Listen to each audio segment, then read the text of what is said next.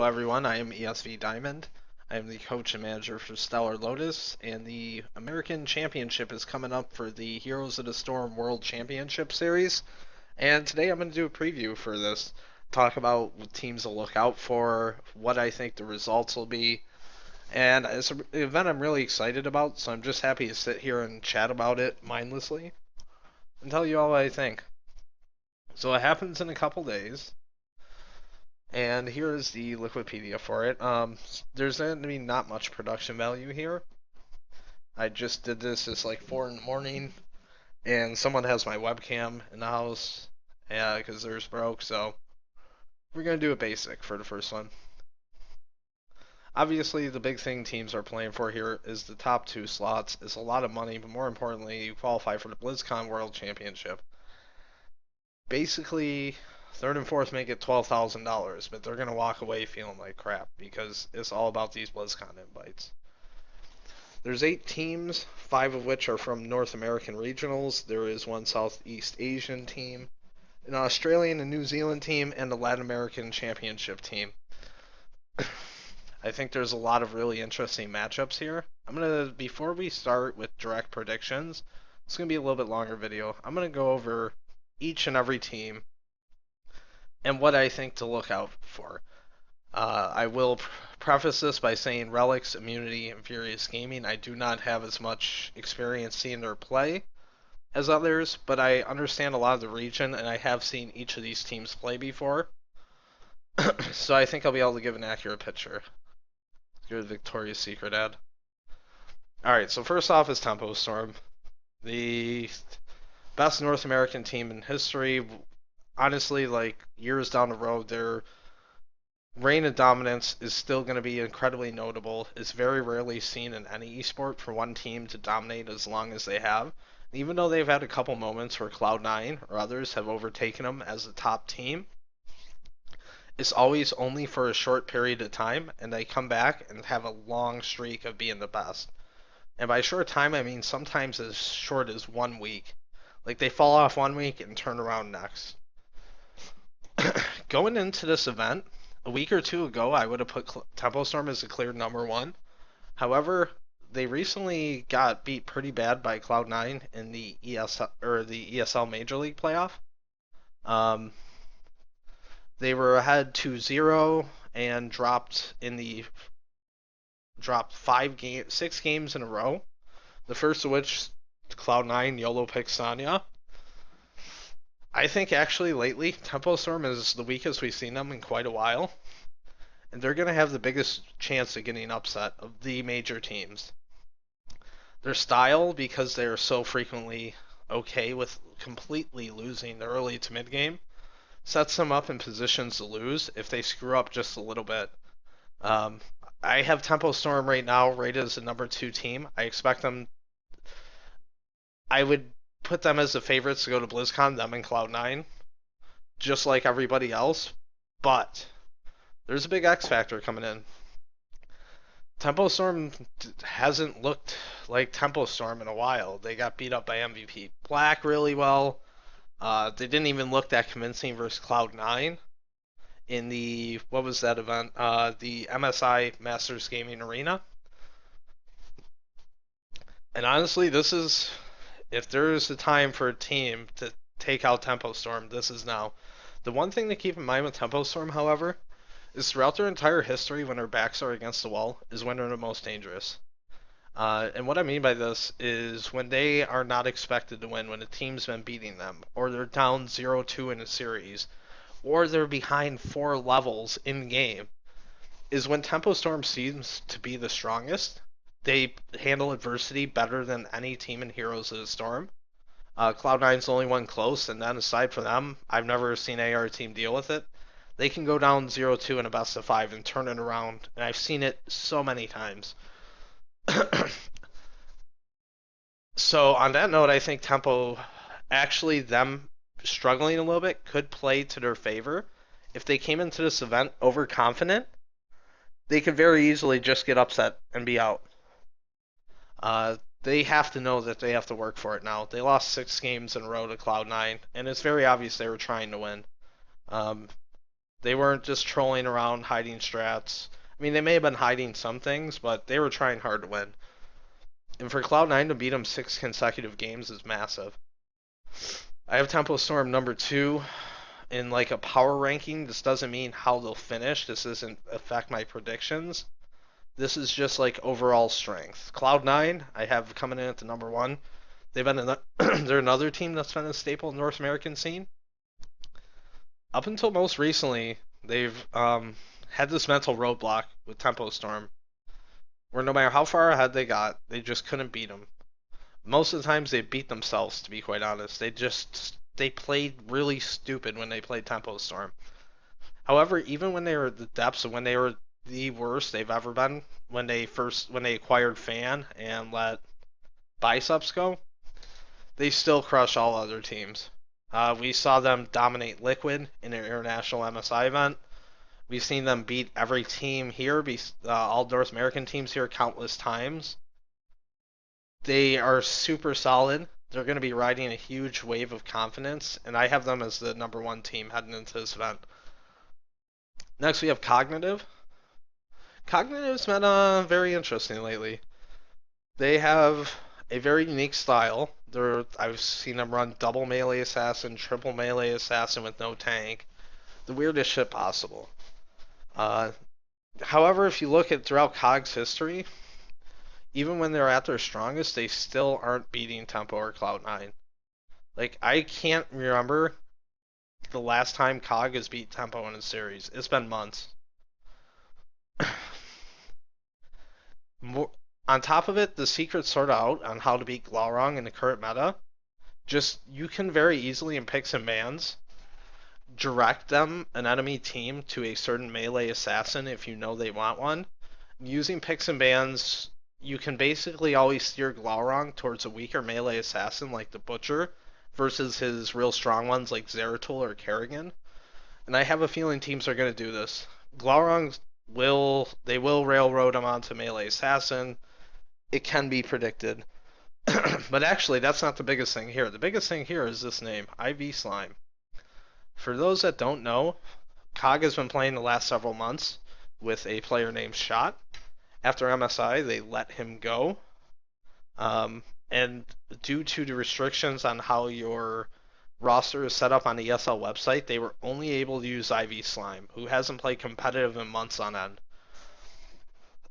My memory of IV Slime is a little bit foggy, but what I do remember, he was always one of their weaker players, and when they got rid of him, I was like, that's an upgrade for this team. He's a really nice guy. I've known him for a while, so I hate saying something like that, but his play fell off towards the end, and having several months off competitive isn't going to help that get any better. The issues with Shot must have been huge, because I think this is going to be the weakest Cognitive we've seen since they acquired Glaurung and Iacona. They'll still be better in that version of Cognitive, but I don't think by much. I don't have high hopes for them here, but obviously I'm a big Glaurung fan. I'm a big Iacona fan. He used to play for me. I hope they do well. I'm nervous for them, though. Where Cognitive obviously can go to do well this event is to... If COG tries to just play meta, just to play meta versus all the crazy shit they run, they're going to get steamrolled. If they decide they're going to play their style and not deviate and keep doing what they do, that's their best chance to win, but I don't know if it's good enough with this roster. They have one of the best supports in NA, they have one of the best melee assassins in NA, and the rest is just meh. So, Cognitive overall ranking, I got them at number 5 heading into this event. Complexity Gaming, they've been around a while as well, originally are named Barrel Boys. They were having quite a big downswing for quite a while, and they did one move that I thought was very weird at the time, and now it's very apparent that it was the right move, and that's when they removed their longtime captain, McIntyre, and replaced him with Jack Smith. Jack Smith is a very well-known non-LCS League of Legends pro. He played for Curse Academy. I actually at one point even looked at recruiting him. Very, very good player. But it was a strange move. McIntyre was the superstar of their team. And whatever was going on behind the scenes, it worked for them. They've looked the best they've ever looked. They recently, I believe, have took series off Tempo Storm. I don't remember what tournament that was. Complexity going in cannot be underestimated. In my opinion, this is the number 3 team at the event. And they have, in my opinion, have the greatest chance of upsetting Cloud9 or Tempo Storm if they make it to bracket stage. The big thing that scares me, complexity, is since the addition of Jacksmith, they occasionally run some comps that I really can't honestly believe are serious. They'll run weird Thrall comps, they'll run all Gazlowe against like double range. My suspicion is that was them just hiding strats until the America Championship and basically trolling those games. If that's not the case and they think that stuff's good, they're gonna have a rough time. They're not gonna make BlizzCon. My hope for complexity is that they just play sort of meta. You can play your Kerrigan, you can play your Illidan comps. You don't need to run Thrall though, unless you got something we haven't seen. So they need to not go too crazy. The crazier complexity gets, the lower their odds are of advancing. Again, I don't remember if I said this. I have them rated at number 3. Next up is Murloc Geniuses. I have them rated number 4 going into this event. But that's with an asterisk. Murloc Geniuses, more than any team, major team in North America, has been extremely momentum based. When they're sad, when they're not on their A game, when the pressure's on, when it comes down to it and they need to do something to win, they crumble so hard. The biggest incident of that is when they played WCA versus Tempo Storm. They had them beat. They were going to the LAN. It was a done deal. Tempo had literally one way to come back, and it required Mad Timmy making a massive misplay, which he proceeded to do and lose the game. And it's things like that that have been going on. Another example would be when Murlocs, they were still under the name Zeveron at that point, played in the June-July qualifier for this tournament. They were told, it would come out later that they were told by the Zeveron CEO that they needed to qualify on this event or they weren't getting a gaming house. There's some teams that will receive that info and play the best you've ever seen them and use that extra motivation to qualify, and they fell apart again. I believe they lost to Cognitive, and it was, if I remember right, it was a really ugly series. Unfortunately for Murlocs, this is their first LAN. The pressure's on. Oh, one thing I did forget to mention. Murloc Geniuses. This is not another team name. My assumption is the team largely thought they were going to get a sponsor if they made the America Championship. If they do not have one by the America Championship, I could see that playing very heavily on their minds and putting further pressure on to make BlizzCon to acquire a sponsor. Where if they pick one up, they might be so excited and so hyped from it, if it's a good team, that it motivates them to do well. Murlocs, even though I'm rating them number 4, they have the potential to go all the way. They're really, really good. They're just too motion based, and I'll get a little bit more into that when I get into the matchups, but that's where I have them. These next 3 teams I'm going to cover all at once, and that's because I don't know a lot specifically about the team, but I know a lot about the regions.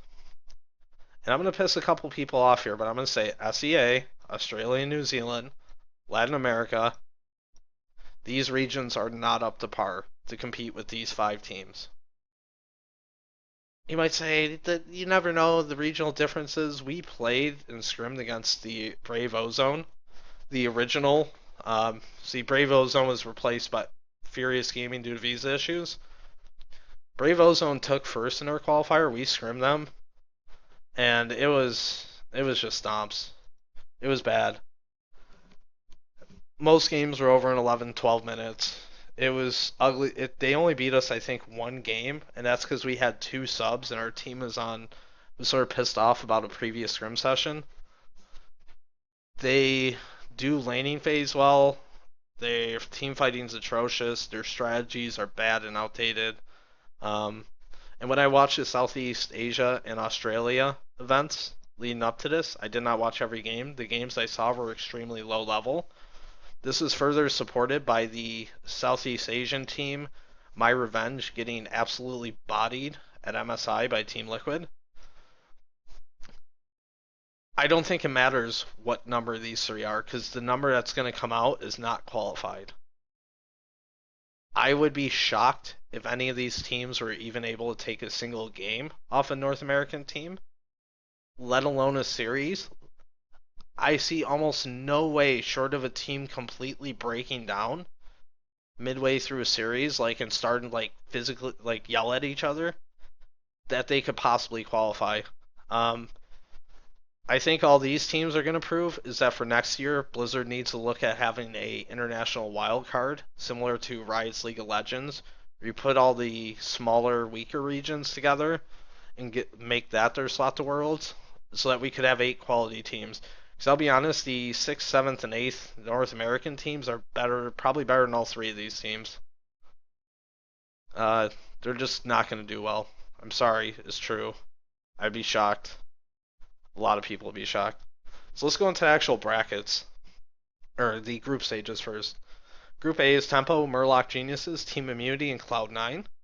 The first matchup being Tempo Storm versus Murloc Geniuses. Give me one moment. I'm just going to take a drink of water. Alright. In my opinion, this is one of the most important matchups, Tempo Storm versus Murlocs, of the entire tournament. When I mentioned earlier that Tempo Storm was coming into this event not looking good and should be really worried, this is what they gotta be worried. If the Murloc Geniuses show up that were just amazing, and a shitty form of Tempo shows up, and even if Murloc only takes a single game, it's really gonna fuck with Tempo. They're really gonna be. It's not gonna be good for their mental game. This is incredible pressure, and losing a game to Murlocs will not set a good example. They could even lose the series here. This game comes down to which Tempo Storm shows up and which Murloc shows up.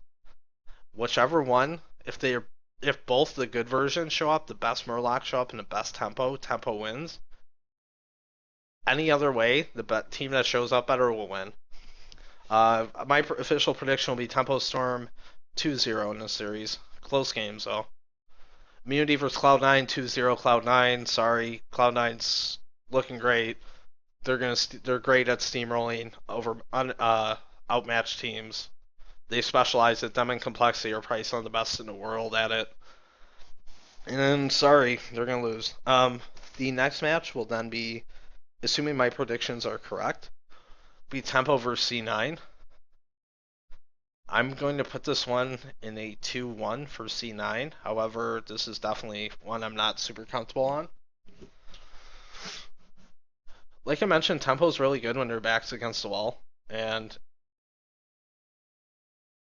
this is not a match where they would drop out, but it's a match they want to win. They want to come in first place in this group. I would not be surprised to see Tempo 2-0 here. If it's not Cloud9 2-1, it should be Tempo 2-0. This match should be Team Immunity versus Murloc Geniuses. 2-0 Murloc Geniuses. Goodbye, Immunity.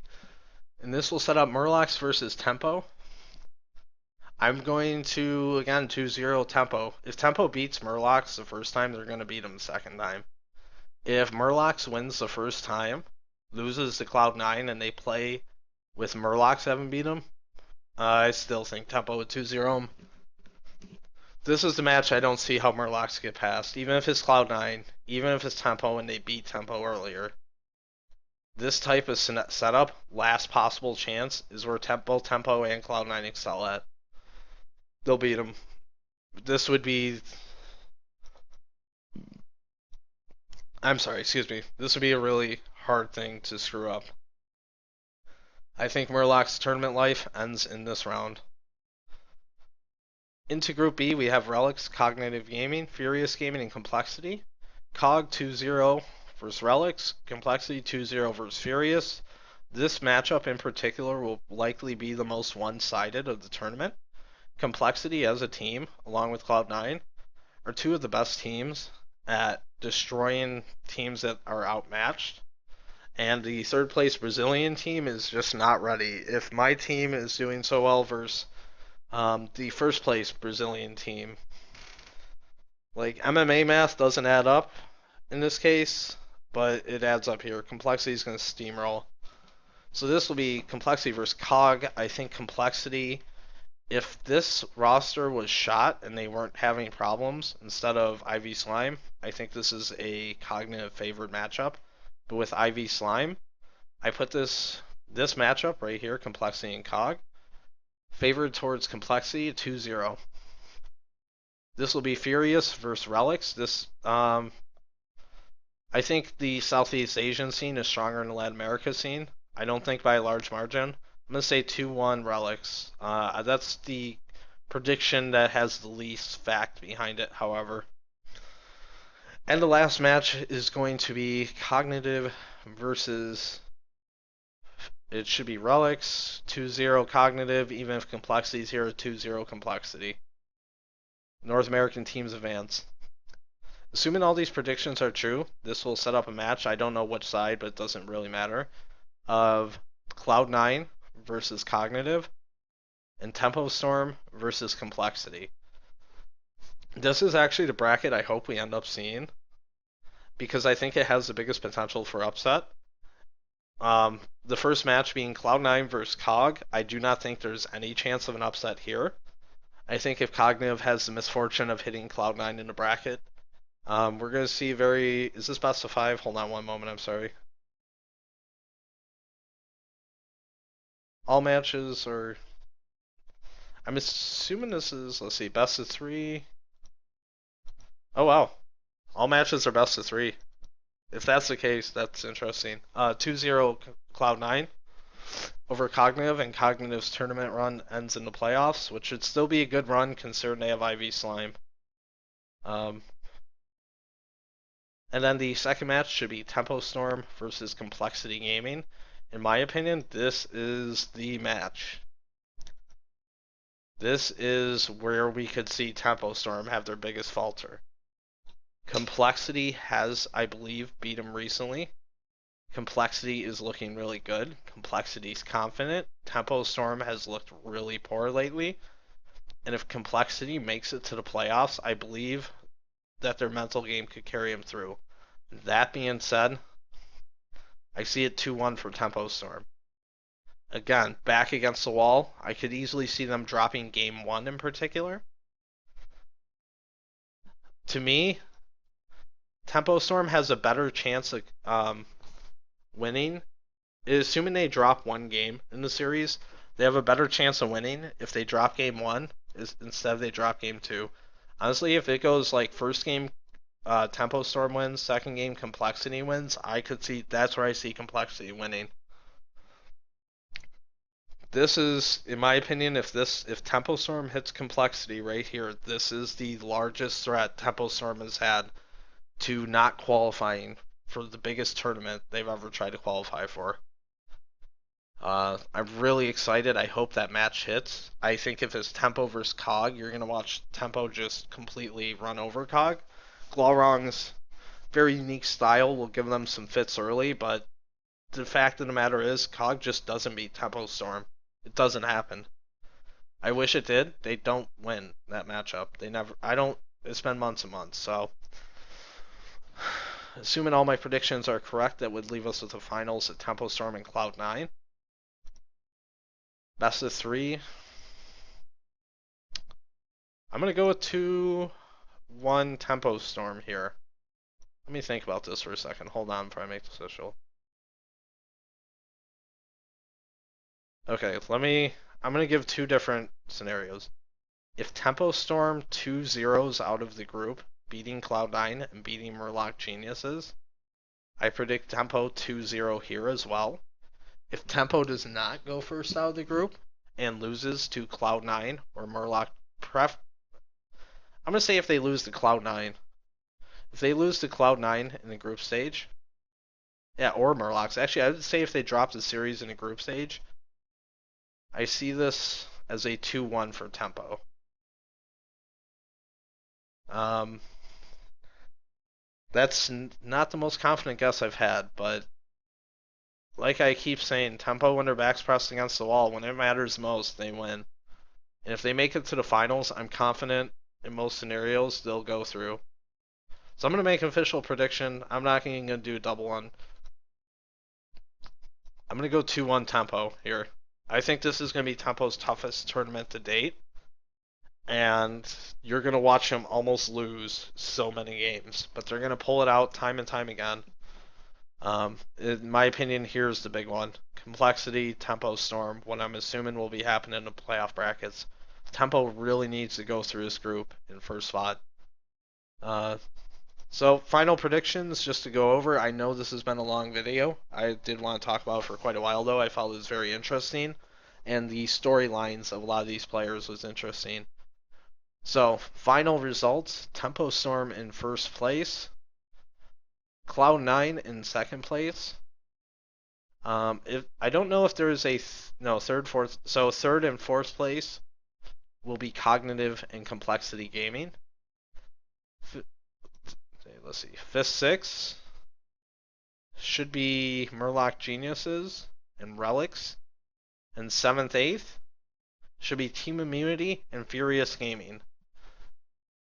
Furious Game Immunity, I don't see taking any games, period. So that's my official predictions. I hope you like them. I did this very spur of the moment, very late at night, so please let me know anything you'd like to see in future ones. I'm going to keep doing these for events that I know a lot about the teams. I find it interesting to talk about, and I hope you enjoyed listening. If you want to follow me and see what I do, my Twitter is twitter.com/ESVDiamond, all one word. And you can follow up my team over at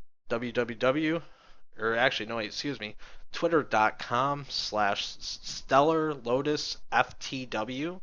That's Stellar Lotus for the win, FTW. And I want to thank our sponsor, Alienware. Really appreciate all they've done for us to make a great computer. Please go visit them at www.alienware.com. And check out, if you're in the market for a computer, we've been using them around the Stellar Lotus house, and they're fantastic. Thanks, everyone. Have a good one.